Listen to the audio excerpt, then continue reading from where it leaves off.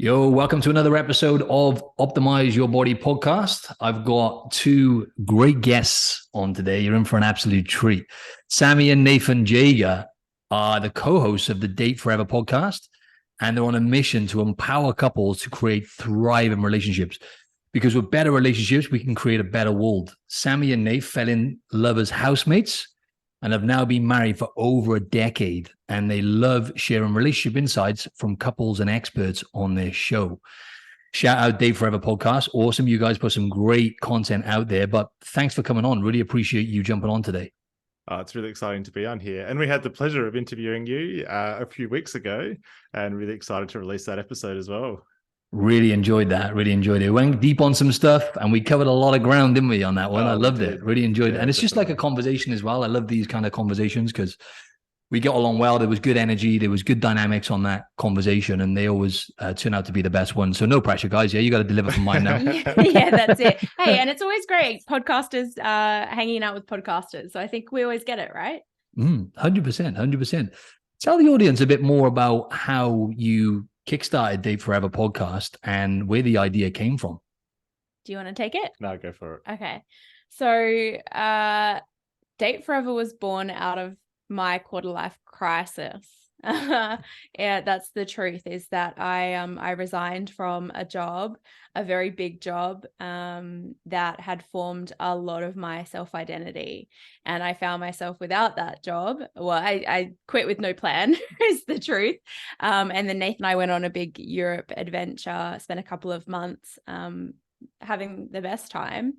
And then Nath had to go back to reality, but I didn't have a job, so I didn't. And I spent a couple of weeks in Lombok, Indonesia on my own, crying, really, grieving what I thought my life was, the direction that I thought my life was going to go, and trying to figure out what I wanted to do next. And one of the things that sort of was reoccurring theme was how important the quality of mine and Nate's relationship had been in my life up until that point, and this was into at the end of 2019. Yeah, in 2019. Yep. And it was sort of in the couple of years previous, Nathan and I had celebrated our 5th wedding anniversary, and quite a few friends around us we'd seen step into love, step into relationships with the people that they thought they were going to do life with for forever, and then go through some pretty shitty breakups and divorces and separations. And it was just a really hard thing to watch people that you love go through. And it had sort of sparked this idea in Nathan and I about like how important the quality of our relationship was. And we renewed our 5th wedding anniversary vows in Cuba. And we had a lot of conversations just about how important our relationship was and what we were doing to take care of it. And we kind of had realized that there's actually just not a lot of resources available for people who are in a good relationship and they want it to stay that way. So this is a very long-winded story to us scouring the market for, well, where do you get relationship education if stuff's not broken? Because there's quite a lot of stuff for, like, if you're married and or you're in a long-term relationship and the shine is starting to wear off, or it's no longer meeting your expectations, or you've had kids and now it's really hard. But there's actually just not a lot of content that talks to things are pretty good and you want to continue for it to be awesome. So we sort of started thinking about all of the different ways that we could contribute to that conversation. And then eventually we landed on, do you know what I reckon the best medium for this is? A podcast. And that's how we ended up with Date Forever. Awesome. I'd like to touch on something you said then, which is a little bit off that topic. But when you said you left the job without another one, right, to go to, it takes a lot of courage. And you said, obviously, you were struggling in Lombok, right, crying and stuff like that. Obviously, it sounds like you had a little bit of a burnout or breakdown or wherever it was. But to do that takes so much courage, right? And a lot of people, I bet, can resonate with this, because it's like a lot of people do stay out of comfort and fear of the change. So what gave you the courage to do that? And then, just stick to your guns? Well, I had really thought I was going to be in that role for a long time. I saw a lot of growth opportunities. I'd already had a lot of growth opportunities with this company. I thought I was going to be there for a long time. And then a series of things happened in that business in quite a short period of time. And I realized I wasn't going to be there long term. And as soon as I realized that I wasn't going to be there long term, I really felt incongruent leading a team to a future I knew I wasn't going to be part of, because I was general manager. I was leading a global team across, I think, 9 different time zones. And it was like a switch that flicked. And with gratitude, I have Nath as my partner, who just supported me to be like, I'm watching you torture yourself trying to make this thing work that you've now realized isn't going to work. Like, just free yourself from that.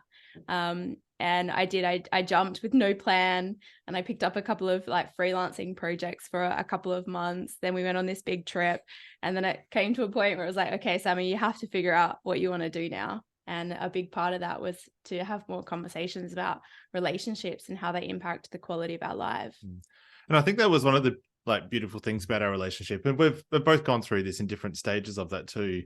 But having our relationship kind of as that stable base, as the kind of getting off point for other opportunities and things like that, has really set ourselves up really well to be able to make some of these maybe seemingly challenging decisions or spur of the moment decisions almost as well. It's that stability and that certainty, I guess, that our relationship has that's really allowed us to both take some of those bigger steps. Yeah, to weather some more uncertainty out in the world. Yeah. It's the most important thing, isn't it, guys? Is having that support around you from your partner. It's just everything, isn't it? And you can, I'm sure you can relate to this, Nate, as well, isn't it? Just having your woman stand by you and help you out in those times and give you support and, you know, push you forward, hear you out when you're struggling at times. I think a lot of the times, a lot of guys, we talked about this recently with Adam Lane Smith, they kind of struggle in a sense to open up to their partner at times. And what's your thoughts on that, Meg? I'm just curious to know how you kind of manage that. I'm going to get straight into a deep question here, my man. Sorry. Yeah, go for it. But just curious to know how you manage that, because there's a way of communicating as well where, you know, you can kind of be vulnerable, if that's the right word, and open up and be transparent with your wife. But doing it in a way where, you know, you're gonna kind of solve the problem at the same time. You know what I mean? It's like one thing being vulnerable, it's another thing actually being active about wanting to solve whatever the issue is as well. You know what I mean? So yeah. How do you go about that, mate? You don't have to go into too much detail and depth, but just curious to know how you go about that communication element. So I think it's changed throughout the course of our relationship. So as we kind of mentioned in our bio, I think we were housemates first. And so we were friends before that. Yeah, we were friends before that. So we've kind of got this long-standing friendship, and like we did have a lot of common ground, even as housemates. Like that, we were sharing lots of things. We were having pretty open conversations and things back then already. But then when we actually stepped into a relationship, like that first year or 18 months, like it was pretty turbulent. Like I think we had more arguments in that first 18 months or 12 or 18 months than we have for the kind of the rest of our relationship. So a lot of that was through, I guess, just issues coming up and kind of needing to step into that to like I knew that I'd found someone incredible here and someone that I did want to spend the rest of my life with. And so it was kind of a matter of either stepping into the discomfort to have that conversation or potentially then like losing this person that I did have long-term intent with. So I guess early stages, it was very much like as shit arose, we had to kind of deal with it.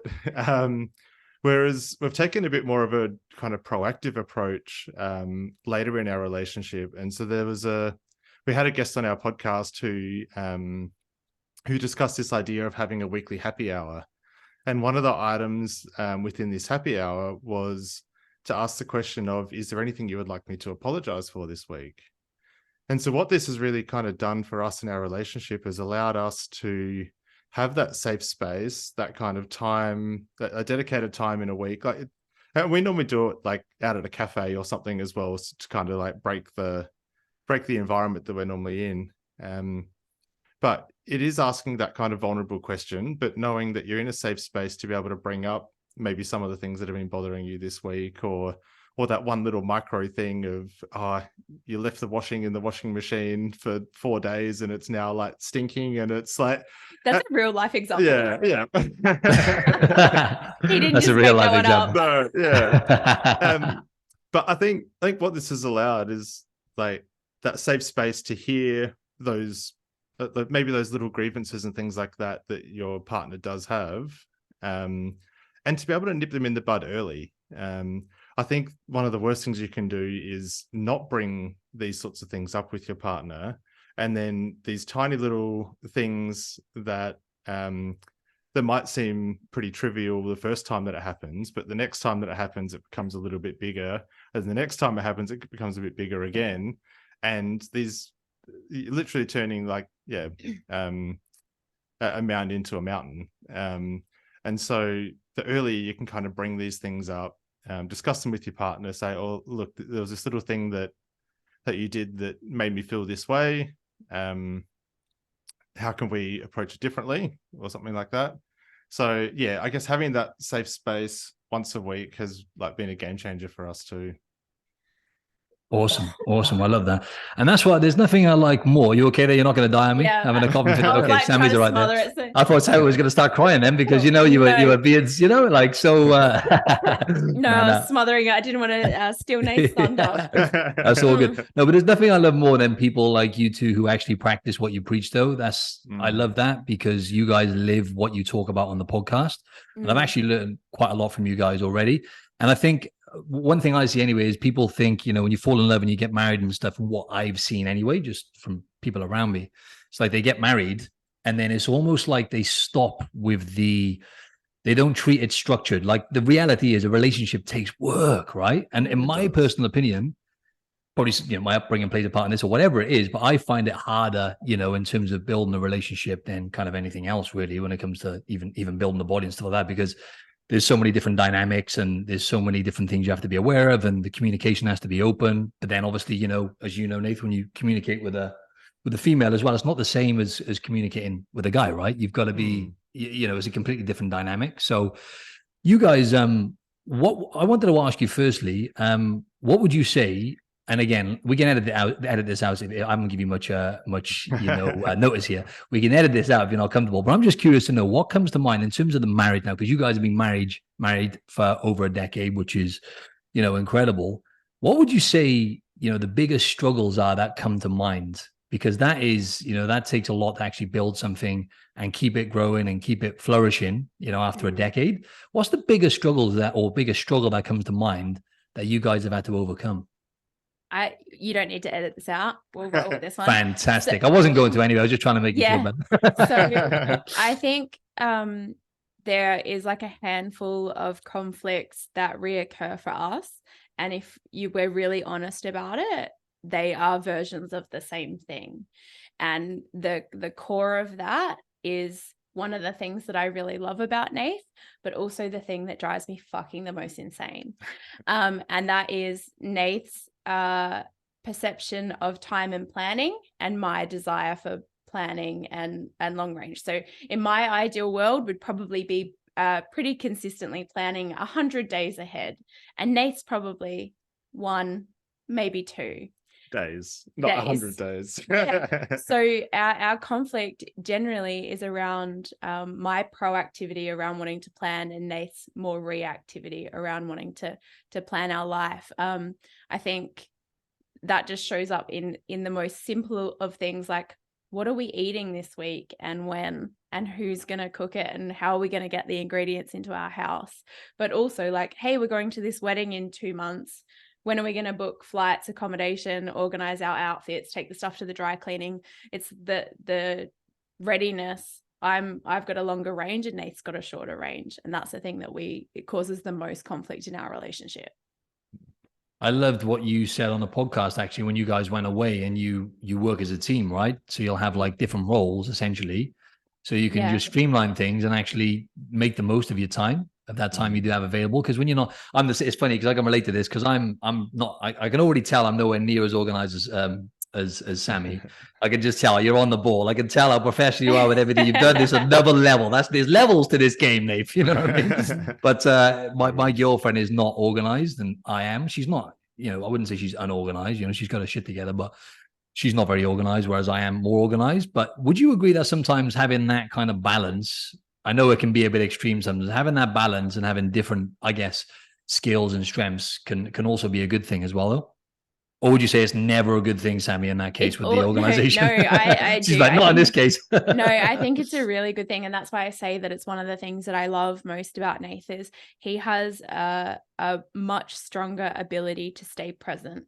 He has a much stronger ability to live in the here and the now and enjoy that for what it is.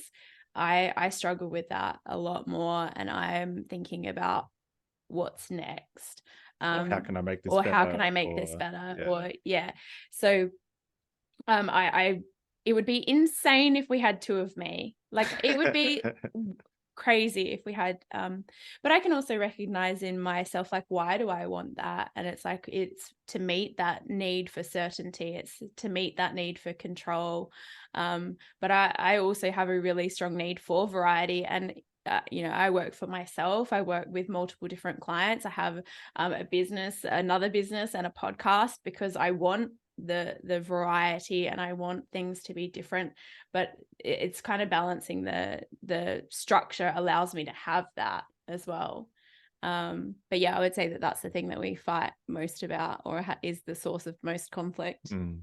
That's a great point. Let's talk on that work-life balance. It's something I wanted to pick your brains on, right? Personally, I don't believe there's such thing as perfect balance. We're always striving for balance, but I don't believe in perfect balance. We're always striving for that, like I said. But you guys, you work a lot of hours and everything else. How do you balance that? How do you, find that kind of, time to really invest into the relationship, the time, not just the time, it's the energy, as we talked about before, right? It's the energy and how present you are and the quality of time, right? How do you balance that with everything else you guys do? Yeah. So I guess for the two of us, we try not to use the word balance, but more so the word harmony.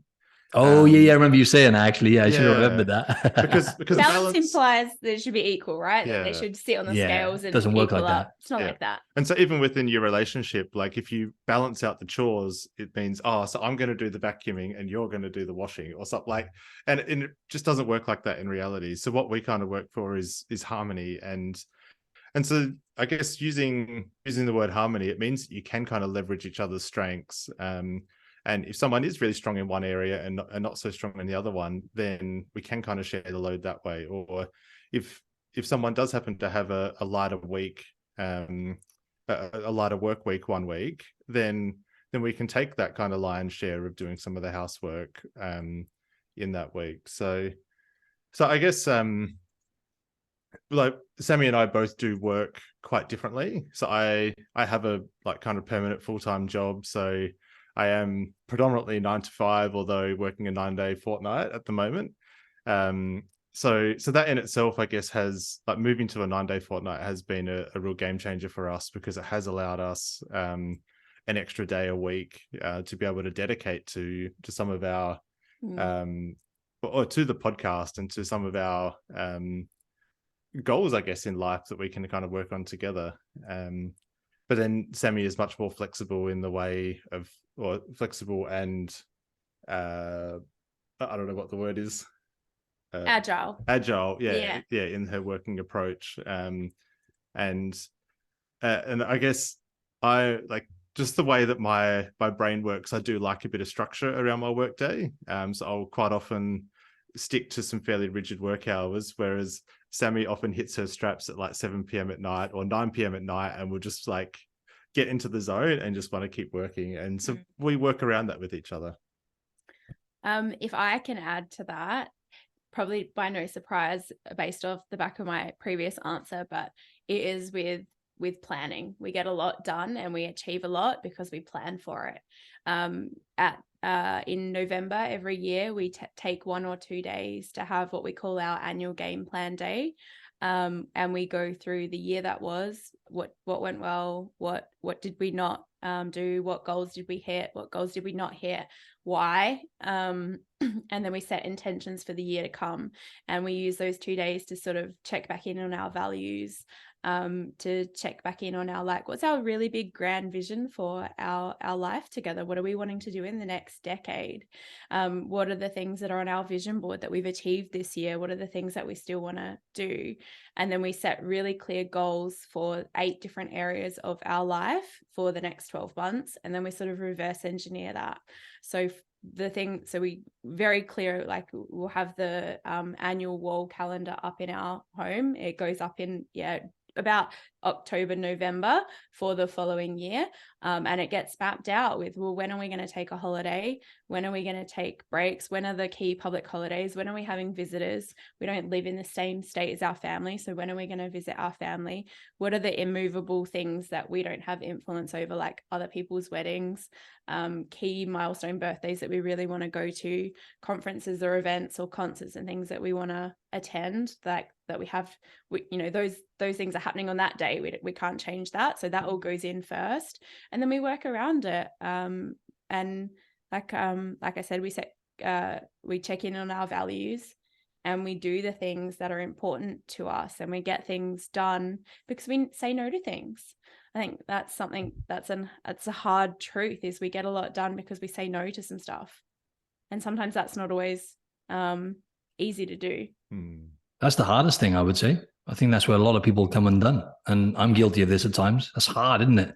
Yeah. Really hard. And values. I wanted to talk on that, right? Because everything you were saying then, I'm like, why is this important to you? What are your values, right? Because you have to have values which align, obviously, for you guys to be where you're at now in the relationship and everything else, and be married for that long and everything else. You have to have values which align, right? So when you sit down and you do that for the year, for example, what are your top values, for example, you two, that you share? Just curious to know why it's so important to you to sit there and go, right, let's get this done. This is how our year is roughly going to look. This is what's important to us, and this is what we're going to get done. Yeah. So Sammi and I have both gone through some exercises to unpack, I guess, what our individual core values are. So it's whether that's valuing health and fitness, or a sense of adventure, or freedom, and those sorts of things. So we've both gone through some exercises kind of individually. And then once we've sort of done that individually, we came together and actually worked out, well, what are the core values that we share together? And what do we really want our relationship to look like from a values perspective? And so a few of the values that have come up for us is adventure. So originally when we kind of did this activity, it was travel, but then over kind of lockdown years, it was travel had to become variety and adventure. Yeah. So we kind of did a bit more deep thinking about, well, what actually is it that travel provides us? And so we kind of dived down into some of those values, worked out like what the core need, I guess, behind some of these things were. And then we unpacked around, I think, 6 core values that we've got at the moment, or 6 shared values that we've got, that we really use to kind of guide a lot of our decision making in our annual game plan process. Awesome stuff. And based on all the experts and all the great people you've had on your podcast, what would you say from your perspective and what you've learned from them is the biggest issue in terms of people breaking up or marriages not working that comes to mind, or the biggest issues that you think destroy most relationships essentially? So something that we learned from our favorite guy, Tony Robbins, is about the 6 core human needs. And if you're not familiar with this framework, go have a read up. It's really great. Really basic sort of framework, but that there's 6 different things that all of us are trying to get met at any one time. So there's a need for certainty, variety, growth, contribution, love and connection, and I'm missing one. Significance. Did you mention significance? Yeah. Lucky number 6. So one of the things that we've learned is that a relationship is likely to not end particularly well if you are partnered with someone where your top 2 needs are their bottom 2. So if you're at polar opposite ends of your needs, there's likely to be inevitable, unresolvable conflict. So I would encourage you to get familiar with what your top 2 needs are, and you can be more intentional and bring consciousness to that if they are something now and you want that to be different. If you're motivated by variety and significance and you want it to be love and connection and growth, like you can consciously start to design those things. But I think that's something that people aren't aware of, that they fundamentally have different needs than their partner. But then I think it's also all of the it sounds so like cliche, right? It's like the poor communication, but I think, and we kind of already alluded to it, like stagnation, a lack of commitment to your own personal growth or the growth of the relationship. And it sounds morbid, but if you're not growing, you're dying. And that's a choice. What Tony says as well, man. That's spot on. Absolutely. In any area of life. Yeah. And I think that was something that we encountered in our own relationship as well. So in that job that Sammi was talking about earlier in the podcast, it was fulfilling so much of her personal growth, and like she was going through a massive sort of growth trajectory. And I wasn't there yet. I was kind of standing still. And so that did really come to a head for us as well, where Sammi was like really loving the person that she was becoming, going through this big personal growth journey. And I was just kind of standing around going and twiddling my thumbs and not really moving anywhere. And so we were growing apart. And so I guess through that journey, I had to work out, well, what do I really want, and what am I doing with life, and where am I going? And that was kind of a real turning point for me as well in my own, and kind of kickstarting my own growth journey, and realizing that I am in this life to design it for myself, and for us as well. But really just stepping into the driver's life, the driver's seat of my life, rather than kind of sitting in the stands and just waiting and watching things happen in front of me. I was hoping you were going to bring that up when you were asking that, answering the question about vulnerability. She was just waiting patiently. She had just look at her eye like, he's not going to forget this. He's not going to forget it. Is he going to go there or not? And that, So I think that, Martin, to your earlier question about Nate's relationship with himself and his ability to share and communicate openly and delve into like feelings and emotions and growing that sense of literacy and then confidence and competence in sharing that. That was a huge growth trajectory moment for you, Nath, where you really started to invest in your relationship with yourself, becoming so much more self-aware, starting to think more critically about the decisions you were making and why you were making them. But I think all of that allowed you to be far more open and honest with me, because you were being open and honest with yourself. Yeah. And like you both said as well, you're either growing or you're dying. And if one of you is growing or on that growth journey, the other one's not, for example, in your case at the time, then if we say it how it is, you would have potentially got left behind, right? But you decided to step up because obviously it was extremely important to you. You stepped up to the plate. But that's something you see a lot, right? There's one person normally who kind of gets left behind. They get outgrown or whatever. And just working on yourself, right? I'd love to talk about that. So you went through that process there, Sammi, of working on yourself. And that's the most important thing, isn't it, really? Because if you haven't done that deep work, growth has always been one of my highest values. Like even as I reflect back, like as a teenager, like the opportunities that I would seek out were for growth. They were for expansion of experiences, expansion of mind, expansion of knowledge, expansion of network, all about growth. And it was probably this experience that I had where I had probably 3 years of professional growth that amplified growth in almost every other area of my life. Like my network rapidly expanded, my sense of self rapidly expanded, my competency and my technical skills in my work as a leader. I was being exposed to a lot of ideas and thinking about a lot of different things. I started reading even more than I was before. I started listening to even more podcasts than I was before. And it was rapid growth. I honestly think I had about a decade's worth of growth in about 3 years. And it was terrifying because I really did love who I was becoming and the ideas and the fountain that I was drinking from. But it was terrifying because I really did feel like I was leaving Nath behind, but I also didn't want to stop that growth. I wasn't prepared to stop growing so that I could stay on his level.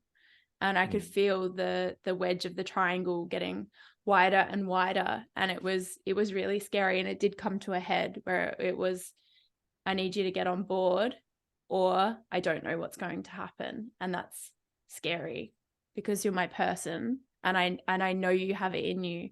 I know you do. I know you've got potential that's sitting dormant. I know that you've got growth to do.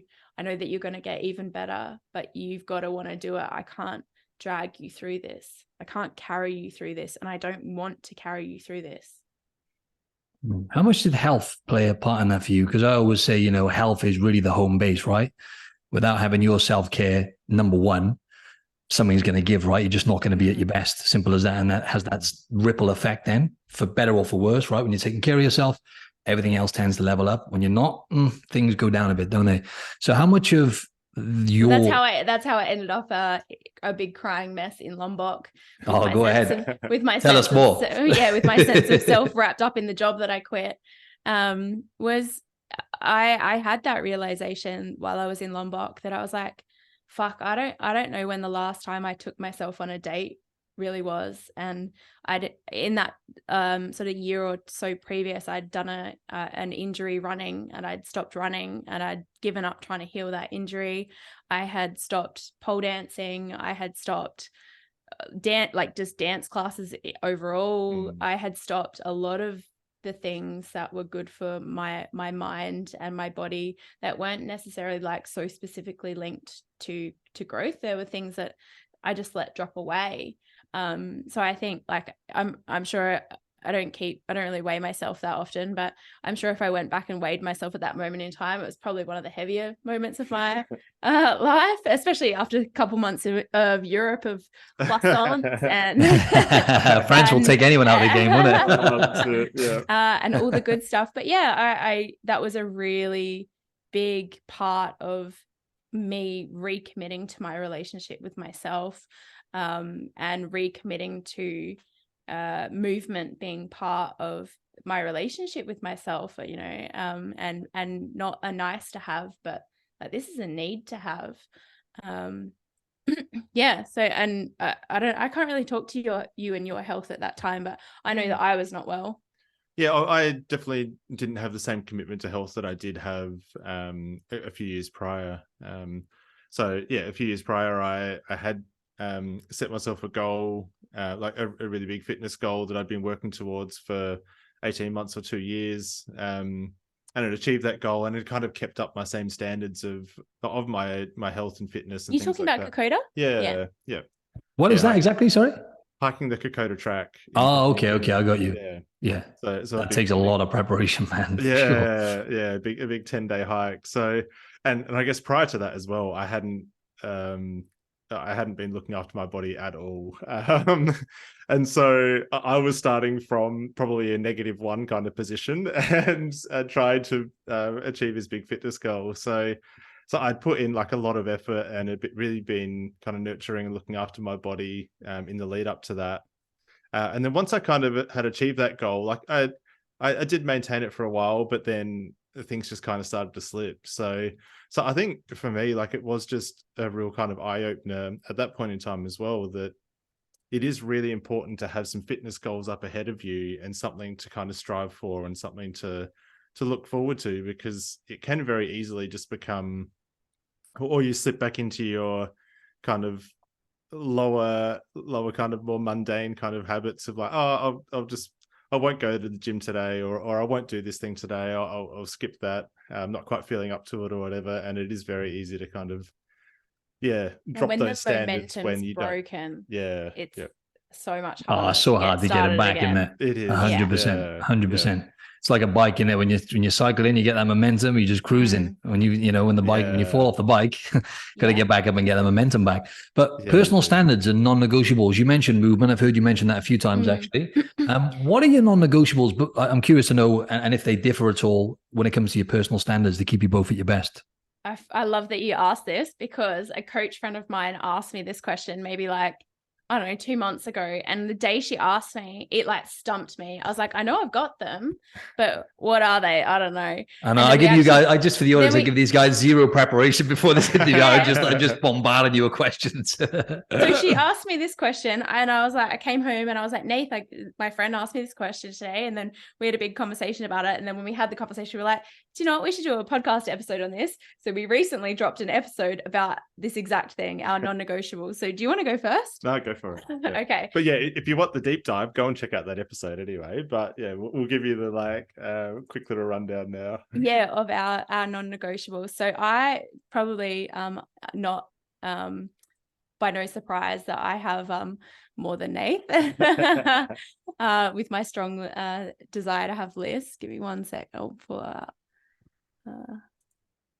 It's all good. Go ahead. I don't know if I listened to that one. I listened to another one where you were talking about that, though. You were talking about how you allocate that time. Yeah. So I've got a few. I can imagine Sammy's literally got it in her diary, right? She's literally got 9:15 a.m., 27-minute walk. You know what I'm saying? You joke, but that's it. I literally have a purple block in my calendar every day that says move, and I move it around, but it's in there every day. It's reoccurring calendar invite with myself, and I move and I do whatever feels good that day or whatever I've planned for. I'm not as regimented with my training as you are, Martin, but I move every day. So natural light every single day without fail. Some natural light. Closing my Apple Watch rings. So I've got a stand goal, a move goal, and an exercise goal, and I'm at around about day 700 in a row of closing all 3 of those rings. 2 or 3 liters of water, and I do that with ease. Some multivitamins morning and night. Every week, an ocean swim, and we do that. Nate does that one with me. We do that all year round. So winter, we're still in there, getting our weekly ocean swim. Outdoor exercise. I think there's something to be said for like training, but then there's training outdoors, and that hits different for me. I really need a couple of hours of contact time with friends each week, whether or not that's on the phone, on Zoom. Best is in real life, but I know that's not always possible as with busy adult lives, and friends who have kids and businesses and partners and all the things. And then no extra time learning. So one of those walks will be with a book or a podcast in my ears. I'm alcohol free Monday to Thursday. For me, I don't swing from the all or nothing. I like harmony.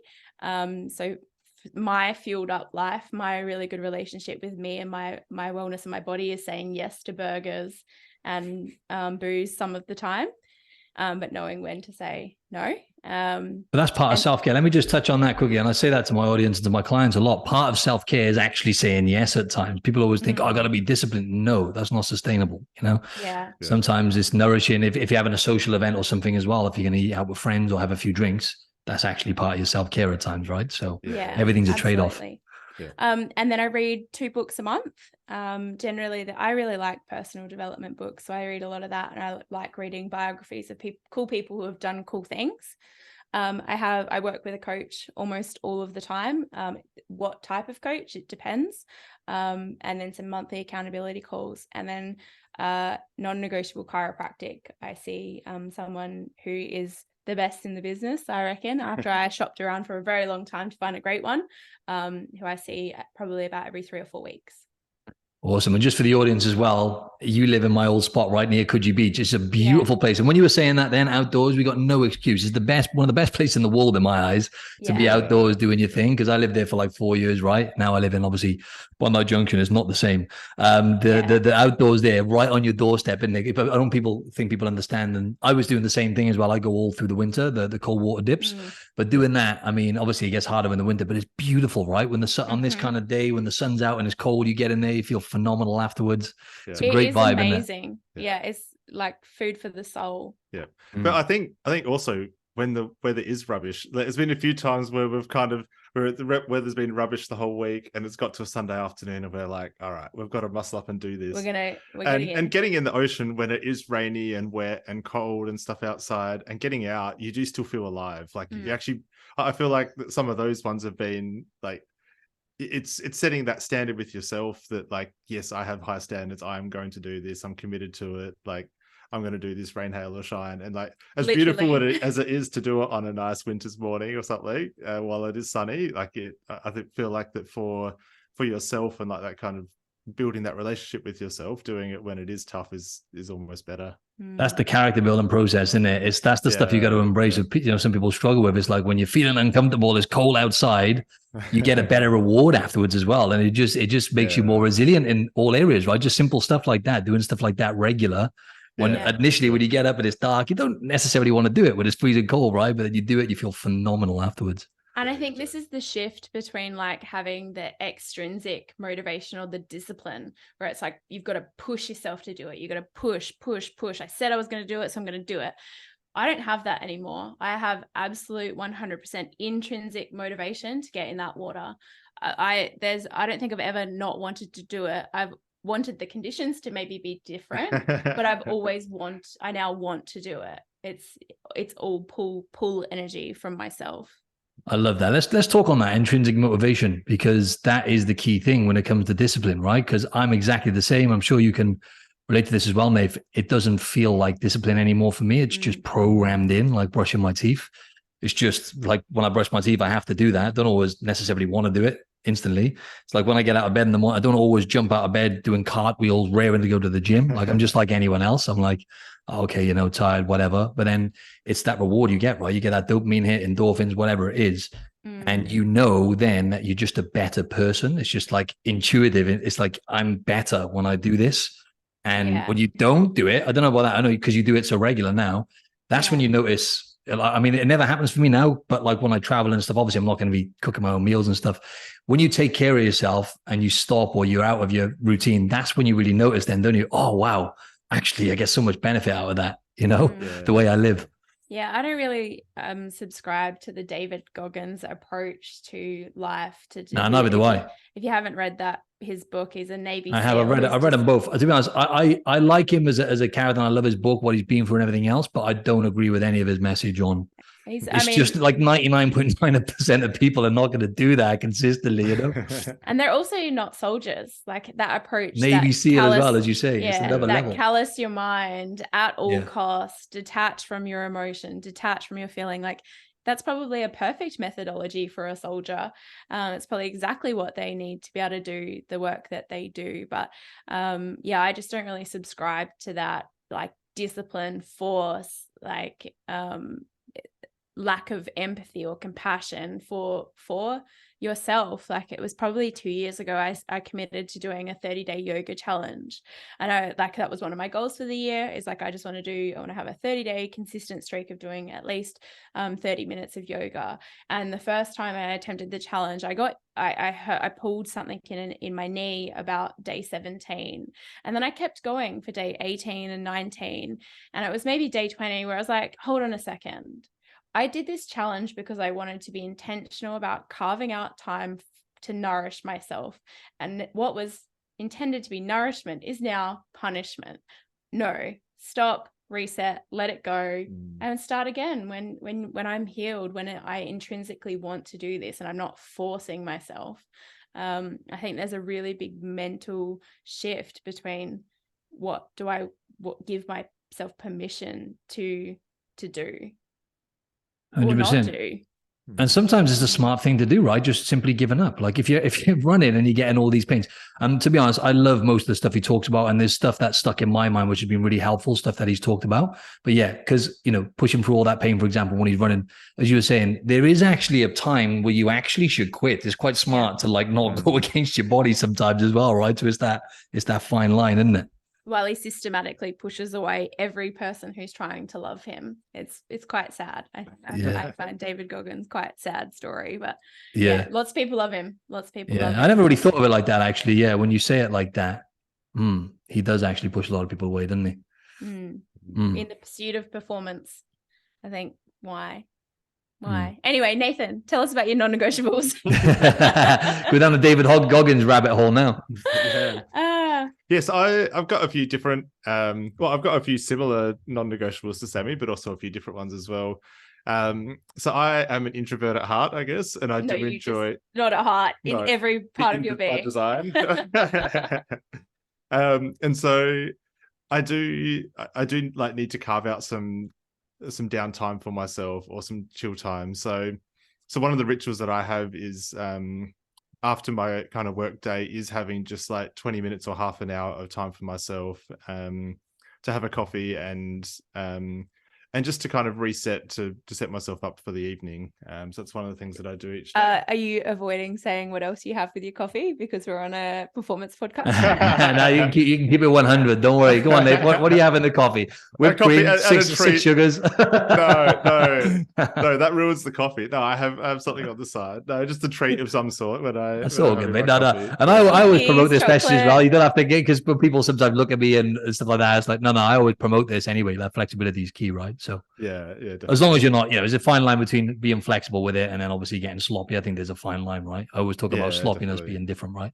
Yeah. So then on the weekly level, definitely committed to the ocean swim each week. I also subscribe to the no extra time learning. So I'm normally doing that on my commute to work on the couple of days that I'm heading into the office.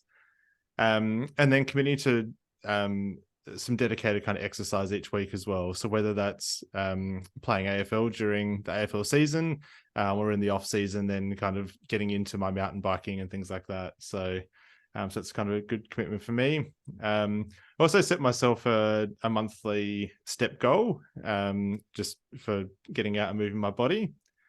And then on an annual level as well, and something Sammy didn't touch on, but to really embrace some of our relationships with our friends, we are committed to having an annual girls trip and an annual guys trip as well. So we go off and do our own things, but really just to kind of embrace that side of our friendships. That's awesome. I'd love to talk on that quickly, right? So I meant to mention this actually, because I heard you talk about this. That's something you guys do, right? You actively have time, or maybe it's one trip or whatever it is, you said a year or whatever, away with your friends. And a lot of people listening, or a lot of people, they just be like, oh, how can you do that? Like, especially, you see it a lot, right? I see it a lot. And this is it's probably the same as males and females, probably similar. It just depends on the person. But I see a lot of women, and stuff when they get married, and it's like their guy might want to go on a trip with his mates or whatever. And I know it really depends. You don't know what happened, the past and all that kind of stuff matters, right? And trust. But a lot of the time you see that's not the norm. Like, you shouldn't allow him to go, kind of thing. And it's like, well, actually, if everything's going well and you're both actually, working on the relationship, and I don't see what the problem is, if it's every now and then. Yeah, exactly. It's just a desire to do it as well. And for me, just me personally now, I have, I've never been like this. I've always had a desire to go away with my friends and stuff. And don't get me wrong, like when I'm with my mates, we have a great time and I love it. Let's be honest, like there's nothing better at times being with your close friends and just catching a vibe, maybe having a few drinks or whatever. There's nothing better. But for me, I just have less of a desire now personally, just because I just don't want to drink much. That's all it is, really. You know what I mean? Because but yeah, carry on anyway. Sorry. That means you it's time to start inviting your mates on a round of golf or surf or exactly, somewhere where you can't. Golf, actually, you can drink. But. Definitely, my friend and I we could play volleyball at Coogee. Actually, my friend lives in Coogee now. I'm gonna start playing either there or Bondi now when I get back from Bali again. Because we normally just catch up and go for food and stuff. But having those kind of activities lined up and it's fun. Move with. Exactly. With. Yeah, definitely. So I think like Sammy and I are similar to you as well. Like we love doing things together. And so like we're definitely organizing our own trips and holidays and things like that we do together. But there's also activities that Sammy doesn't want to do. And it's, similarly, there's activities that Sammy wants to do that I don't want to do either. And so if I've got the opportunity to be able to tick some of those boxes and fill up those cups, I guess, with some of my mates, then why shouldn't we be doing that? You will have a far better time at an Evanescence concert with your best mate than with Or me. mountain biking at Threadbow. Oh yeah, that's what I mean. Let's be honest, it's funny how like guys lie about it as well. It's like, God, do you have a good time? They're like, yeah, it was all right. You know, you had the time of your life, mate. Stop messing around. Just tell her it was phenomenal and you literally had the best time you've had in years. Just be honest, bro. That's it. I want that for both of us. Like, and Yeah. Nathan already said that he's an introvert, so you really take one. I probably have 3 or 4, but I'm lucky because I do a bit of travel for work, so I can often tack it on to a trip like that, and I've got friends all over Australia. So yeah, I think it's a really important part to have quality time, quality uninterrupted time with your friends. And if those relationships are missing from your life, maybe it's time to start investing and adding some fuel back into some of those relationships and create those for yourself, because it's a lot of pressure for your partner to be your one, your only, your everything. Like, oh, I don't want that. That's not healthy. That's not. I don't think that. I really don't think that's healthy at all. You know, I think you got to have the. And I actually said, I'm saying this, repeating this like 50 times now. I've said it on the last like 8 podcasts. It feels like, but my friend that I actually called it out. My same friend I was talking about lives in Coogee. We actually did a podcast together the other week. That was our excuse to meet up. Let's do a podcast. Yeah. But no, it was great though, because it was just like a conversation like this. It was just like catching up with him. But we said on the podcast as well for that accountability. When that's going to go live next week, like, right, when I get back from Bali now, we're going to lock it in, because we keep saying it. And what it is with guys as well, again, I've said this a million times, women generally are just more, that's kind of like their superpower. They're more social creatures. They naturally tend to do that better. With guys, like you say, I can do the same because I'm extroverted, but there's also a big introverted part of me as well, massively. Yeah. Like I'll spend like pretty much all my time alone. And that's something that Janine and I need to work on as well, is actually actively, you know, spending more time with friends and stuff. But with guys though, isn't it? You can just kind of get wrapped up, especially with you not being as, I guess, I can imagine Sammy's locking in all these dates with their friends, you know, like a year in advance. And for guys, sometimes we just go with the flow, don't we? Oh, fancy coming for a beer? It's like last minute. Yeah, and it gets to Friday night. But I think we have to make more of an effort, Nate, to like, you know, sometimes to definitely. actually be with certain friends to actually make that happen. The intention, you know? Yeah, definitely. I'm gonna bastardize this, and there's someone will have to fact check this, but I know that there's the evolution theory too about male brains and the way that you know you've still got your hunter-gatherer brain, and that you're literally wired that way. Is that if you had to go out and hunt a dangerous animal as a pack of dudes trying to take down a cheetah or something, it wasn't helpful for you to be having a chat and making a lot of noise while you're spending time in each other's company. Whereas women, the opposite, out gathering berries and fruits and nuts and stuff, like it's very beneficial for them to be chattering away and scaring off the birds and the possums out of those trees. So I think there is like sometimes we are working against like our natural instincts, and I think we need to embrace that too, is that, hey, you probably weren't encouraged to sit around and have a deep meaningful chat as a small male child, and yet girls were probably plonked on the floor with some Barbies and said, you know, play house. Yeah. Makes 100% sense. Yeah, definitely. Problem solvers, right? And they're just guys are just naturally, and we have to, and that's what actually Adam said as well. Adam Lane Smith said, you know, guys have to be together, essentially solving problems together, you know, and just brotherhood, right, is really, really important. But those social connections, right? And that's one of the main 4 pillars of health. I'm glad we touched this, because true health, in fact, there was a study done on relationships, and they found that, I don't know exactly how they've done this, but long story short, bad relationships or toxic relationships or stressful relationships in your life is actually the equivalent of smoking like 15 cigarettes a day in terms of what it does to your longevity. Literally takes years off your life. Yeah, exactly. Loneliness is a real thing, right? So those social connection, that's one of the main 4 pillars of health, and arguably the most important thing, right? We're social creatures as humans.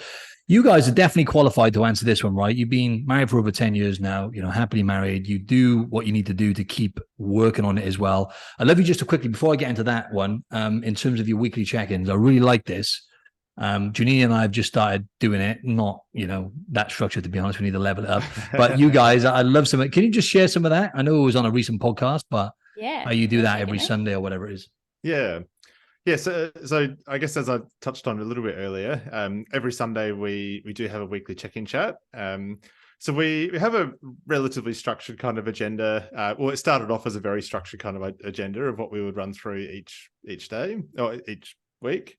So it's some key things just around like one of the first things is food. So like, what are we going to eat this week? Who's in charge of organizing it? Who's in charge of cooking each night? Or are we going to order it out, or are we doing our own things? So that's kind of the first thing is food. The next one is, what do we have on for this week? So do we have commitments? We basically just both open up our calendars and kind of run through what those fixed commitments are, or whether there's something else that we're trying to plan in for the week that we need to kind of structure and fit that in.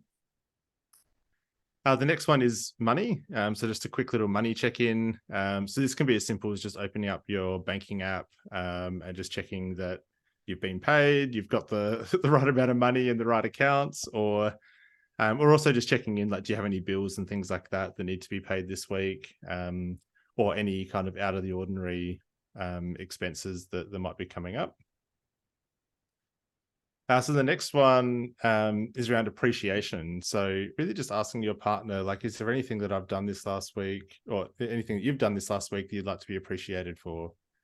And this has been a real game changer for us too, because sometimes there are those things that, like, maybe you've spent half a day like tidying up the house, tidying up the apartment, and your partner's come home and has not recognized it or something, and it has made you feel like underappreciated. So this is really that opportunity to kind of capture that and just kind of mention, oh, like, look, there were these things that I did this week that that you might not have seen, but I would really like to be appreciaed for.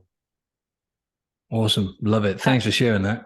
There's more. Nate's being coy. Then we talk about sex. Oh, I love it. Go on. Hit me.